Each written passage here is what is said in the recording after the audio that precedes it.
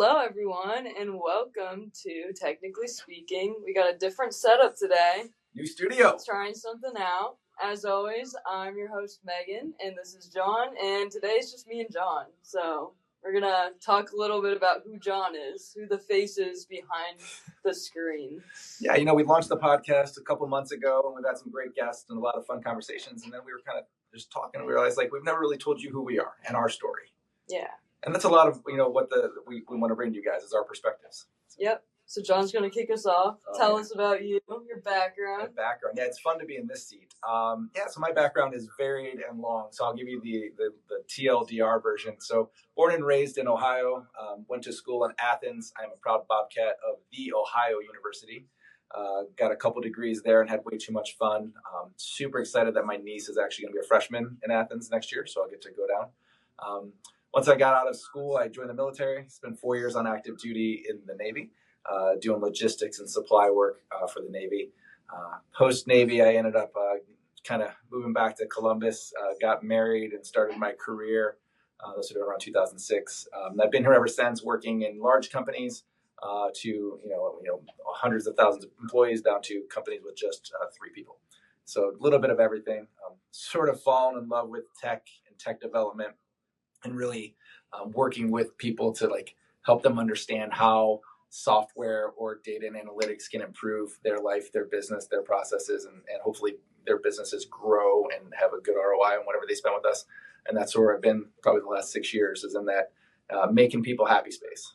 So what would you say is your favorite part about working at Expeed? Oh, my favorite part about working at Expeed is definitely the people. We have an amazing group. It starts with Rao and Sita. Rao is our founder and CEO, and Sita has been with them in and out for the entire journey.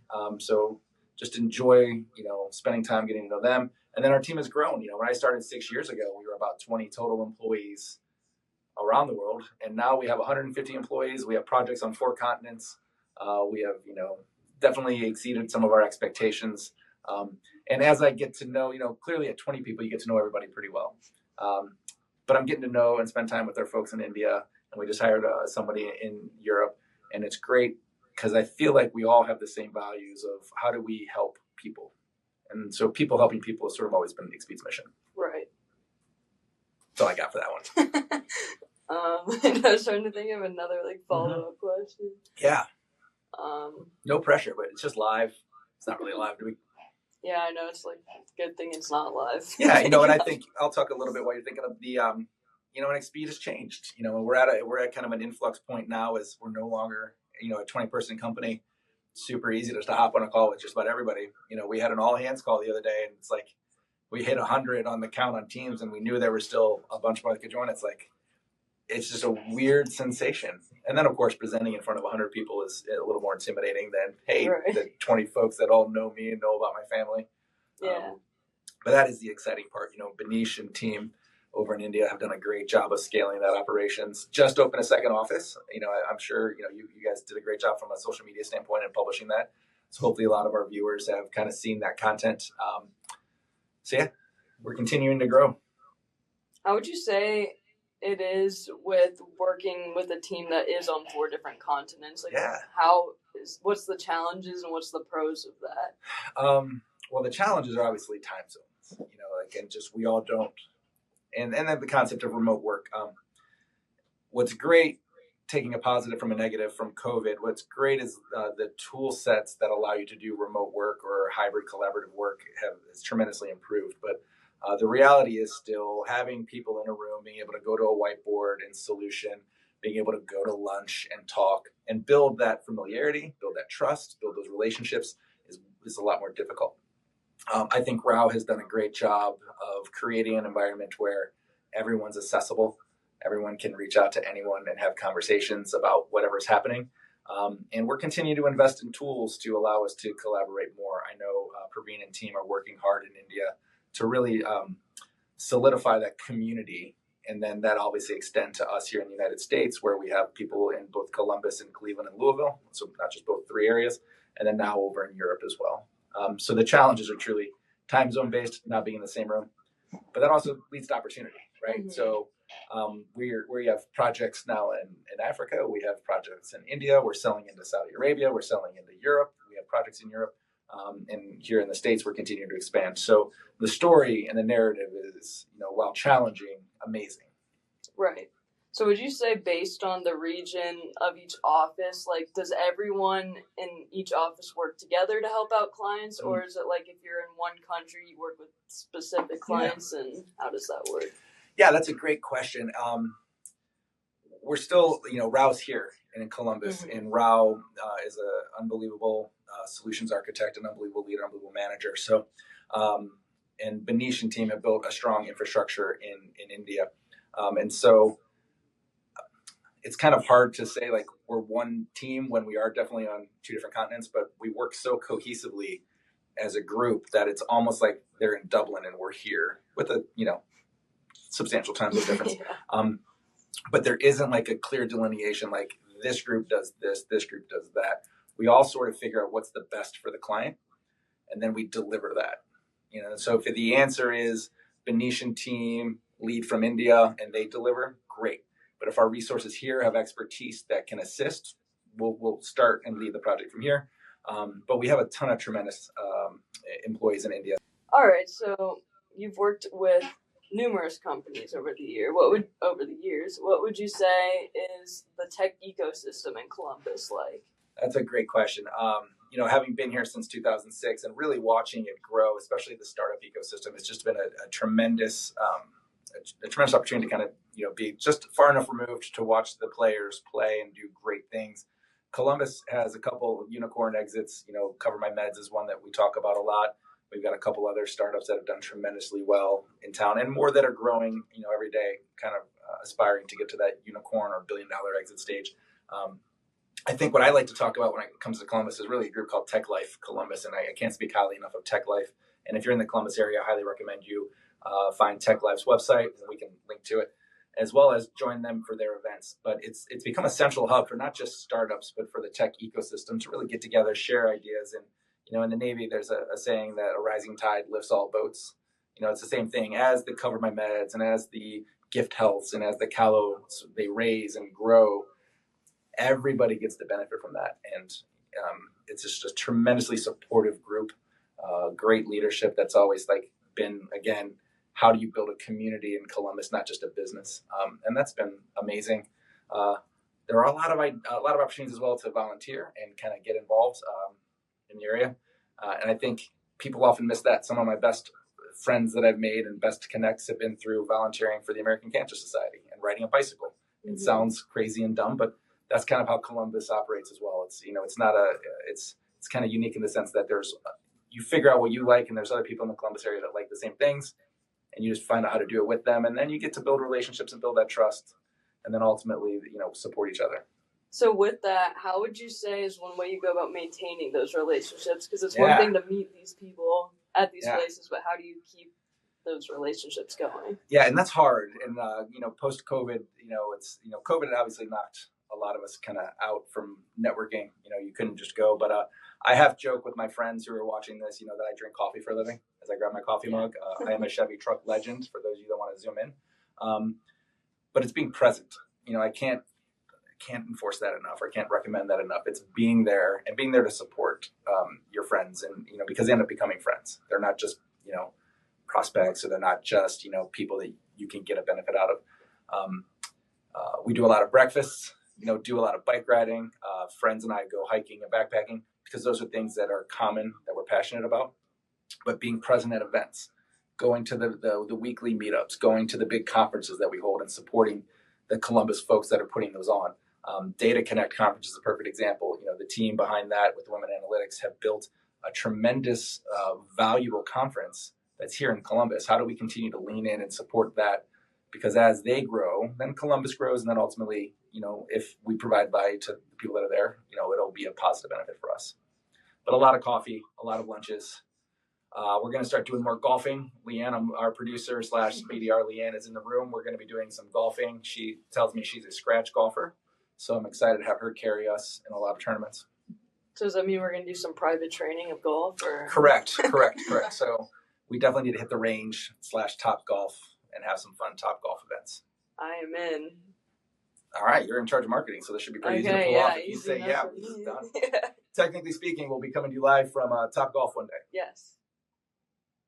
Who do you think would win? Should we place a bet on it? On Top Golf? Yeah. Just straight like score who can get the most points into the thing? Yeah. Yeah, I'll win. Yeah, no offense. I got you guys. Just the three of us? Or? I would put it on Leanne. Yeah, she's awfully confident in the like golfing with people. For those of you that can't see, she literally just turned her back so she could laugh at the fact that I said I could beat her. So I think her competitive juices are flowing. I feel like this weekend she's going to get a solid 18, holes of golf in, maybe get 36. But challenge accepted. I'll take Leanne, and we'll go out there one day and see how well. I'm gonna have to go to Top Golf every day to practice. Yeah, so you can go. Yeah, to me Top and Leanne Golf. are gonna start from late every day at work. We're gonna start off at Top Golf and practice, get some swings. There are some early day discounts that my son, who's 12, talked to me about. And so one day when he was on break, we went over there in the morning. We got to only play for an hour, but it was, for 2 hours wasn't too bad to go over there. And yeah, that's fun. It's just so much more fun than going to a driving range. Like I enjoy going to a driving range, and I'm not a good golfer by any means. I have a friend out of Cincinnati that's my legit secret code that when we start playing scrambles, I'm going to bring him up.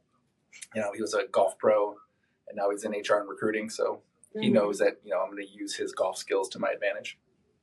All right, John, since we always ask guests this, it's your turn to answer. What is your 10-year prediction of where things will be? Yeah, well, in 10 years, I will be on a beach. I will be drinking delicious coffee in Venice, Florida, hopefully with my cousin Drew and his wife Amanda and their kids, and just enjoying being retired. But for those of you that will still be in the workforce, I see, one of the most amazing transitions that the world has probably ever known. You think back and you learn about the Industrial Revolution, and you're like, what would it have been like to go from the pre-Industrial Revolution to the world after? And I think we're there. I think in the next year we're going to solve a few things that are going to be tremendously valuable to the world. One being just really figuring out how to provide energy to the world, which once we can start getting clean energy around the world, we start solving a lot of the issues that other countries face. I think the concept of artificial general intelligence will be solved in the next 10 years. And so, yes, the Terminator may happen and we may all die by the robots. I don't think that'll happen, but I think that we're going to get to a point where the computers, sounding like a total neophyte, but the computers are going to be so smart that they're going to solve problems that we haven't even thought of yet. When you look at the implications in healthcare, I think we're going to be able to cure diseases that with AGI that we haven't been able to solve as humans, just because of the compute power that'll be available. And then concepts that I'm well out of my depth of, like quantum computing, I don't know anything about. Smart people tell me that's going to be earth-shattering change. So long story short, which is never with me, every story is long. I think that the career that you guys are in now, as in 10 years, will look nothing like what we're doing today. I think it'll be. How so? What do you think will be different? Well, that's where it's hard for me to be a futurist, but the concept of a podcast, me and you sitting here in a room talking to a camera, I don't know if that'll last 10 years. I think that'll be potentially the type of content people consume won't be this type of content.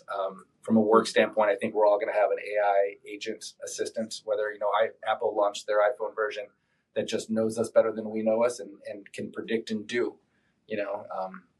I think that when we look at education as well, the impact on how people learn, right now, I don't know how to do pay-per-click on Facebook. So I'm watching a lot of videos on how to, do some of these technical items, not really technical, but items that I'm just unfamiliar with. I think the way we learn and consume new things will be streamlined and easy, and we'll have our AI friend teaching us instead of some random people because it'll have access to everything. Interesting. It'll be exciting though. And then, there's so much that I'm not even smart enough to comprehend or think will be there that'll be like, oh, that's cool. And I think the parallel, I worked in cable advertising in 2006, 2007. Cell phones weren't a big thing. Smartphones weren't a thing, really. They were just starting to come. And I remember people in advertising were talking about how mobile ads would work. And at that point, I can only envision straight line text messages and getting one of those weird little hey, come buy our stuff type of message in a text. Those people were smart enough to know and think, oh, there's going to be web browsers, and we're going to do mobile ads to a web page on a phone, and people are going to carry this computer around, and it's going to be the main thing. I've never been able to be that type of futurist, but I know that there's excitement coming. Yeah, I'll be curious to see. Yeah. I feel like there's a lot of fear around it. Well, change always brings fear. Yeah. And uncertainty brings fear. Both of those things are hyper relevant when it comes to AGI and the future of work. My motto has always been embrace it and be at the front of it. And I'm so opposite. Like I think of like when like Chat GPT came out. Mm-hmm. I was like in school and I was such a late adapter to it. I was like scared of using it because I was like, the last thing in the world I want as a college student is like use it and then get dogged in trouble. Yeah. But I think now it's like colleges will start to like accept the fact that this is just like what people are going to be using and like use it more as a tool rather than you can't use it at all. But that's what it was kind of like when I was in school. So. No, one of my favorite Twitter/X followers is a college professor, Ethan Mullick, is I believe how you pronounce his name. And he's a subject matter expert in all things LLM. So he obviously has leaned into it, and he is putting together curriculum and helping teachers figure out how to best use it. Mm-hmm. The problem will always be the cheaters will cheat, and they've always cheated, and they will always figure out ways to circumvent the rules, and that punishes the good kids like you that are don't want to do anything against the rules. But the reality is, I think education is probably one of the markets that will be the most earliest disrupted markets with the concepts of generative AI and large language models.